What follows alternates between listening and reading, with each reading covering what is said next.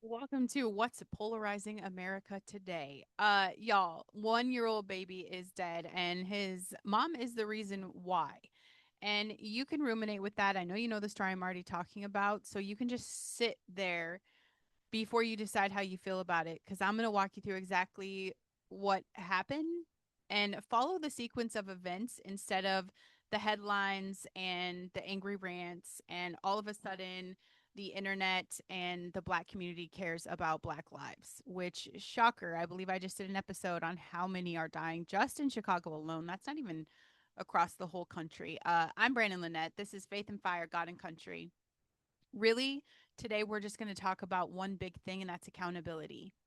The total, complete generational collapse of personal responsibility in this country and what it's costing us in actual human lives. This show is brought to you by Liberty Super Patch, which that is my go to every single day. BrandonLynette.com, BrandonLynette.superpatch.com. You can find it in the show notes. Um, Check it out. This is what happened. Okay. A car there there's a shoplifting incident. Whether or not there was some shoplifting or it was just someone being questioned, police were avoided. Okay. Instead of, obviously, if I was being accused of shoplifting and the cops wanted to talk to me, I'm going to straighten it out. Okay. Either I'm going to provide a receipt, or if I'm guilty, we'll figure that out. I'll take the accountability. So there's a shoplifting issue. The car is being pursued by the police. The driver does not pull over. The driver does not comply. The driver made the decision, a very active, conscious decision, to drive that vehicle directly toward officers who were trying to stop said vehicle. In the passenger seat, this 1 year old boy is being held up by his mother.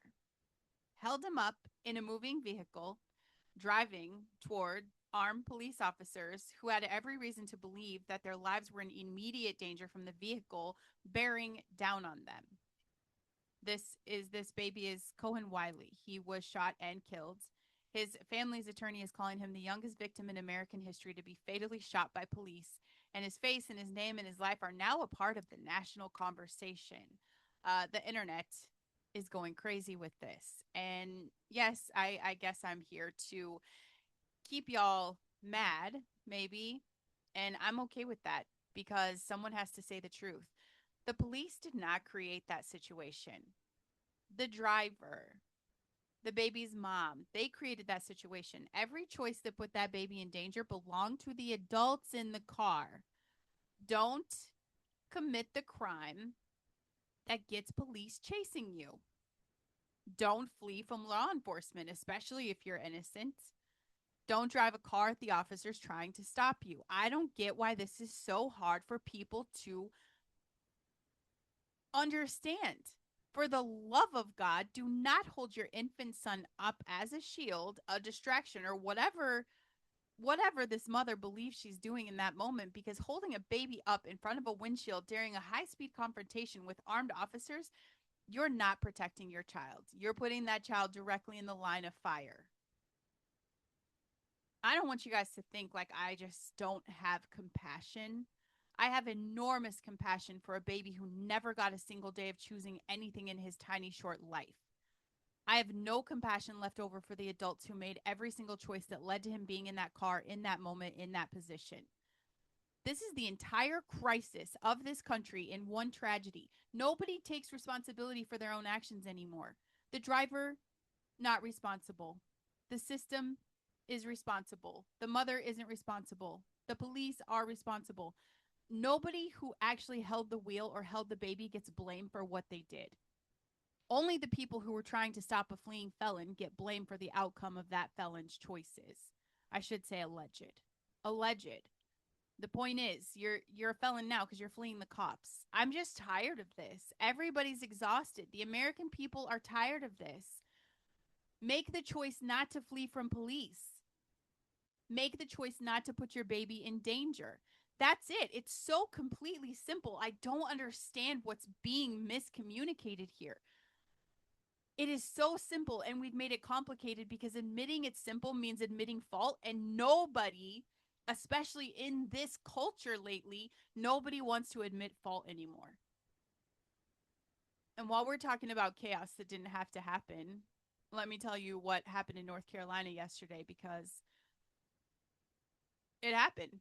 Monday morning, inmates at the Bertie Martin Regional Detention Center in eastern North Carolina assaulted the guards on duty and took control of parts of the facility. 88 inmates and 3 guards were inside at the time. 2 guards were taken hostage. The North Carolina State Bureau of Investigation, the FBI, responded, and it took hours to regain control. Roughly 80 inmates had to be physically removed and transferred to other facilities. The jail is closed indefinitely while they assess the damage. The governor, Josh Stein, said the perpetrators must be held accountable for what he called this horrifying action. I agree with him completely. I want you to notice something about his statement, because it's the correct statement. He didn't blame the guards. He didn't blame the facility's design. He didn't blame society. He said the people who did this must be held accountable for what they did. Y'all, that's the standard. That's the only standard that's ever actually worked in a functioning society in human history. You do the thing, you own the thing. The moment we stopped applying that standard equally to inmates, to fleeing drivers, to literally anyone, is the moment the entire structure starts to rot from the inside. And that's exactly what's happening. I want to talk about Electric Forest. I know that's a big talk right now, because there's a story buried inside the one that it didn't get the attention it deserved. Electric Forest, it's an annual music festival in Rothbury, Michigan, and this year's event was abruptly shut down. They shut it down due to a severe thunderstorm with dangerous lightning that rolled through the area, forcing organizers to evacuate the grounds for safety. That's the official reason. It is a legitimate one. Everybody's upset about that. Everybody's upset. And let me get to what they should have been upset about, because now they're mad that they shut down for lightning. But let's talk about a deeper story. I get it. Lightning kills people every single year, outdoor events. Shutting down is the right call for that. But this is what else happened. A newborn baby was found dead on the grounds. A newborn, not an older child, not a teenager, a newborn baby discovered at a music festival attended by tens of thousands of people who were there for days of drugs and alcohol and complete disconnection from any structure or accountability. I don't have all the details of how that baby ended up there, and neither do you. So we don't get to speculate wildly about a tragedy we don't have the full information on. But literally, thousands of adults gathered in a field for an extended, unstructured, substance fueled event. And somewhere in the middle of that, a newborn baby is dead. What does that say about the culture we've built, that this is even a plausible scenario? That a baby can be born and die in the middle of a festival crowd without it being the lead story on every network of the country. That these people don't care to stop because there's a dead baby. They're pissed because the lightning shut them down. We have built an entire generation of entertainment and escapism around removing every structure, every boundary, every form of accountability that used to keep people and the children connected to them safe. I also did come across a little win today. And I tell you guys, when I find a win, I'm going to share it. And I know you saw this one. I saw it last week. I just didn't get a chance to share it. Dr. Kirk Moore. If you haven't heard that name, he is an American hero. He handed out vaccine cards to patients while administering saline solution instead of the COVID injections. He just said the truth. I just did the right thing. You can't give informed consent to people when you don't know what they're being injected with. The United States Department of Justice has now ordered the charges against him dismissed. Think about what that means. A doctor looked at a product that was being mandated onto the American public, a product that's since been connected by sitting senators and testifying cardiologists to document it's harming children and adults, and he made the decision to protect his patients from it while still letting them keep their jobs, their school enrollment, their access to society by giving them the card without giving them the shot. He took a personal risk to protect people from what increasingly looks like a population level pharmaceutical experiment. Population control. Your government's trying to kill you. And the federal government actually told him it was the right thing to do. That's not a small thing. That's a doctor's conscience being vindicated by the same government that mandated the product in the first place. So that's a hero. Let's cheer for Dr. Kirk Moore. We're going to jump over to Brazil for a minute because the story should terrify every homeschooling family in America. This is crazy to me.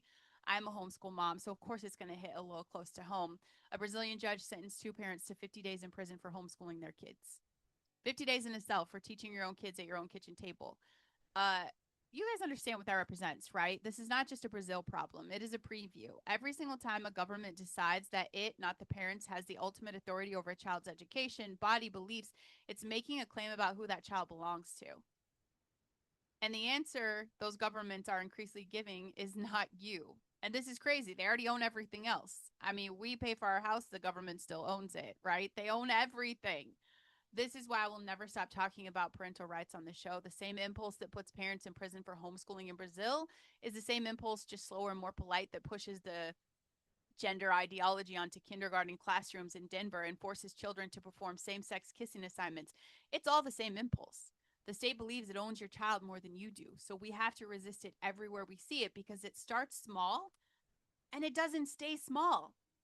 I just had this incredible conversation with one of my Facebook friends. She's actually a new friend. We had this conversation. She's just tired of the Pride month. She said she's gay, and married and happily, quietly content, and hates all the stuff that goes around this. She said this is it. It started really small. We just wanted a voice, and that voice became a big monster on a megaphone, and now they want it to all go away. They're just people. They want it to all go away. This stuff starts small and it doesn't ever stay small. There's something else that's trending pretty hard right now, and so I want to address this honestly.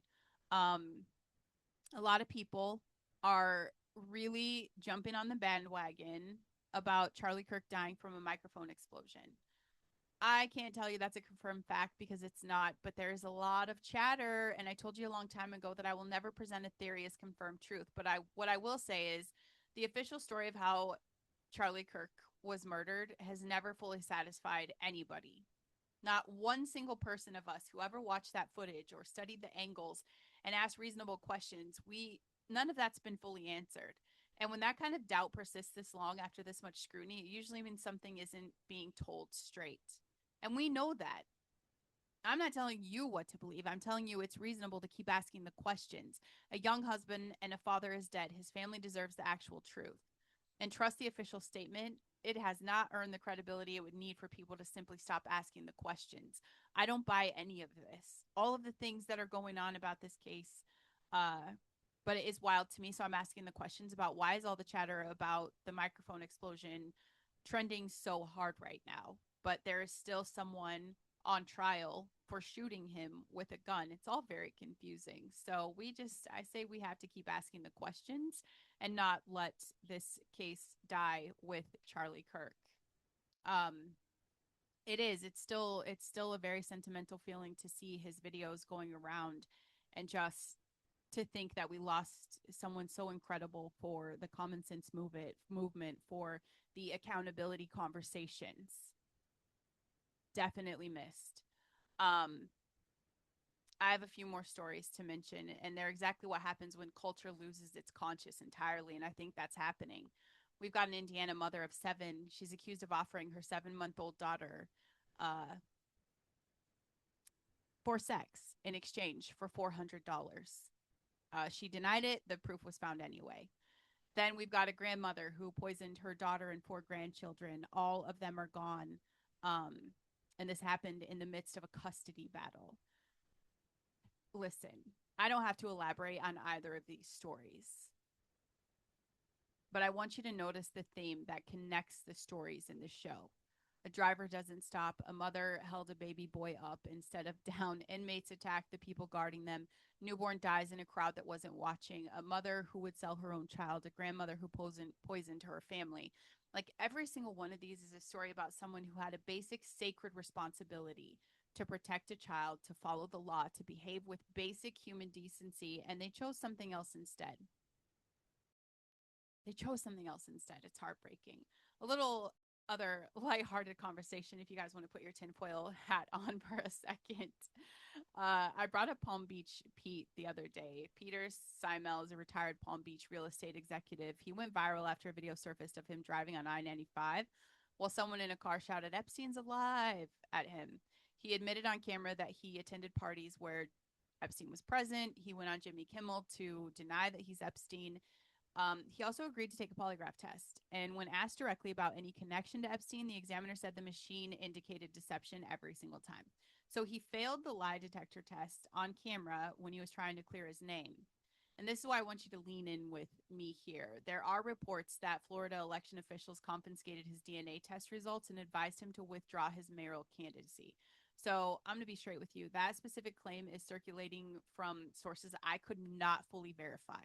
So I'm just putting questions out here. Okay, none of that part. It's not a confirmed fact, but this is my question. It's a fair one.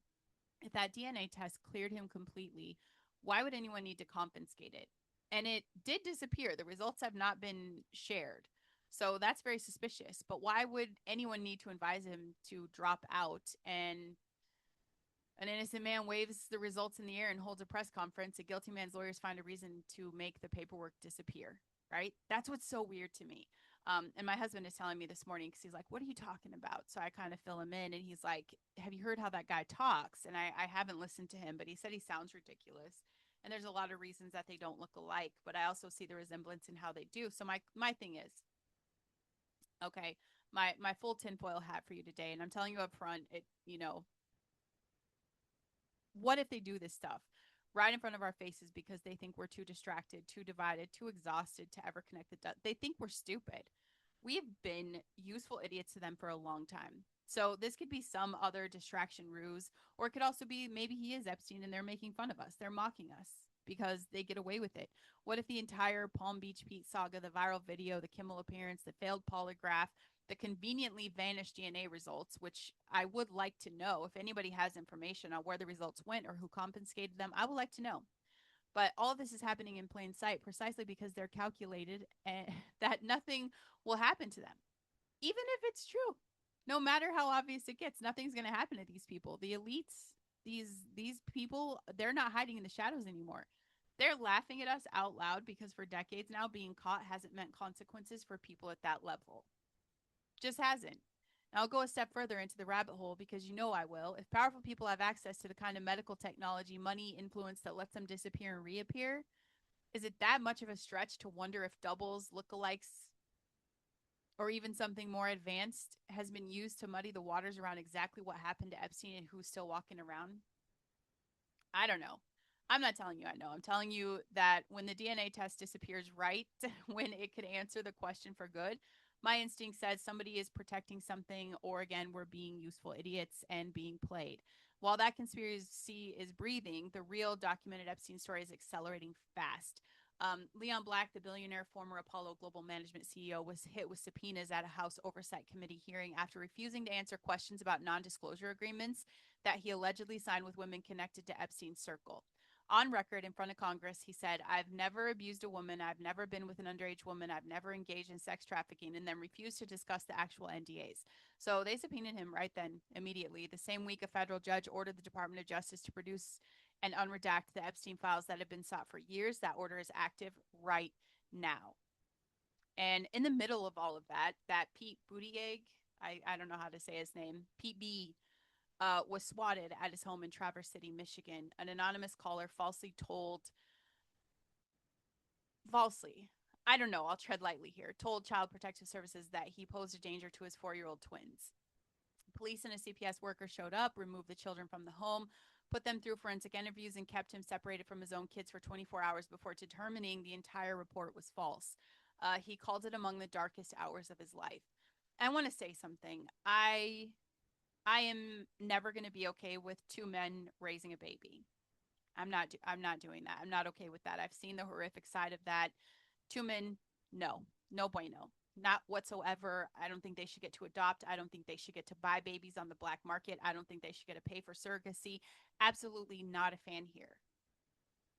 But this would be easy for me to skip past this I think swatting a politician's toddler without substantial evidence, it's not a conservative value. This is not cool. It's not justice. It's not accountability. If there was something that was substantiated, absolutely, let's protect these babies. But I'm also not going to pretend that it was fair. He's already got the kids, he's already raising them, and calling in a false act is not cool. It's cowardly. I feel like it's an anonymous act of cruelty against children that did nothing wrong. And I don't care what side of the aisle the target sits on, that behavior deserves full condemnation. We are the people who say protect the children. That has to mean every child, including the ones whose parents we disagree with politically. Uh, I am happy that the everything was unsubstantiated. I'm glad it was a lie, but also that just made the situation worse. Meanwhile, sex offenders per million population tells you its own story when you actually look at it broken down by a group. According to the data I found, the rate sits at around 3 per million for biological women, 395 per million for biological men. Okay. And this number, 1,916 per million for trans identified individuals. uh I'm showing you the way I show everything as numbers, worth your own research. Okay, go check it out, and you could break it down for smaller demographic categories too. So verify the source. But the magnitude of that gap is crazy, and it's not something that should be waved away by anyone serious about protecting children. Again, two men should not raise a baby. Trans people need mental help, not being around kids. That's insane to me, the amount of them that have been caught for sexual abuse. And a quick one before we move on, because I did bring it up the other day. I made a mocking post. I don't remember if I put it on the show or Facebook, but it is funny and it serves a point. The FAA supposedly issued an airspace restriction over a Scotland versus Brazil World Cup match in Miami after this internet sensation Brazilian psychic with 23 million followers. She predicted aliens would descend on the stadium and abduct players. She went super viral, super viral. And here's what really happened. Okay, this is why the internet is crazy, because people think they really shut down the airport. Um, the Miami airport's own social media account posted that FAA restriction line as a joke, and they hashtagged parody, and nothing happened at the game because nothing was ever real to begin with. And I bring this up because it's a perfect harmless example of how fast something completely fake can look completely official online. And it should make you slow down before you share the next viral claim, including some of the ones I bring on the show. Always check, always verify, and remember that the Bible is consistent on this from the beginning to end. What looks like an alien isn't an alien. Ephesians chapter 6 tells us our struggle is not against flesh and blood, but against principalities, against powers, against the spiritual forces of evil in the heavenly places. Whatever shows up in our skies claiming to be extraterrestrial, scripture already told us what we're actually dealing with. Um, I want to take you guys back to the very beginning of the Bible, because the first sin humanity ever committed wasn't actually the act itself. It was what happened immediately after. So we're going into Genesis chapter 3. Adam and Eve eat the forbidden fruit. God comes looking for them in the garden, and he asks Adam directly, "Did you eat from the tree I commanded you not to eat from?" Adam's answer is the first recorded act of blame shifting in human history. He said, "The woman whom you gave to be with me, she gave me the fruit of the tree and I ate." Notice what he did? He didn't just blame Eve, he blamed God. The woman you gave me, as if God himself was somehow responsible for Adam's own choice to eat the fruit. Then God turns to Eve and asks her, "What has she done?" And she says, "The serpent deceived me and I ate."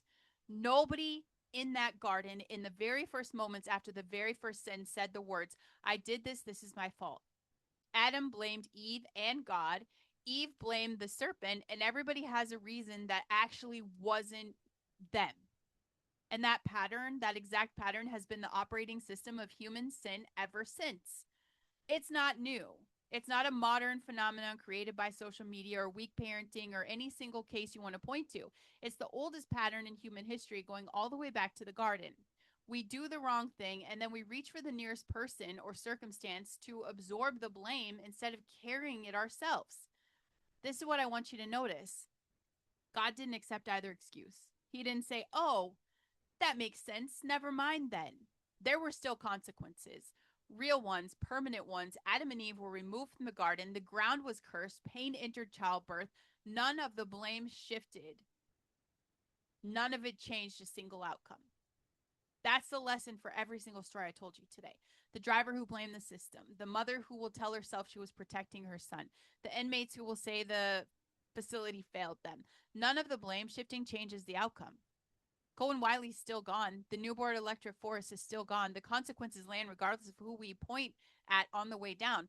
The only thing that's ever actually worked, the only thing scripture's ever actually honored is the moment someone stops pointing and says, "This was me. I did this," like David did with Nathan, like the prodigal son did in the pig pen. The turning point in every redemption story in the Bible is the exact same sentence: I am responsible.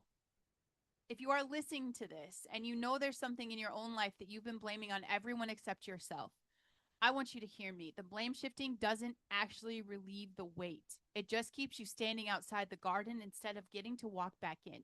Confession isn't weakness. It is the only door back in. First John chapter 1 says, if we confess our sins, he is faithful and just to forgive us our sins and to cleanse us from all unrighteousness. Not if we explain our sin, not if we justify our sin, if we confess them very plainly as our own.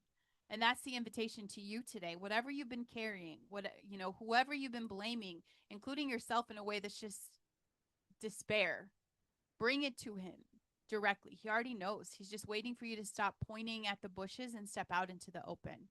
Faith, fire, God, and country. I love you guys. I'll see you later.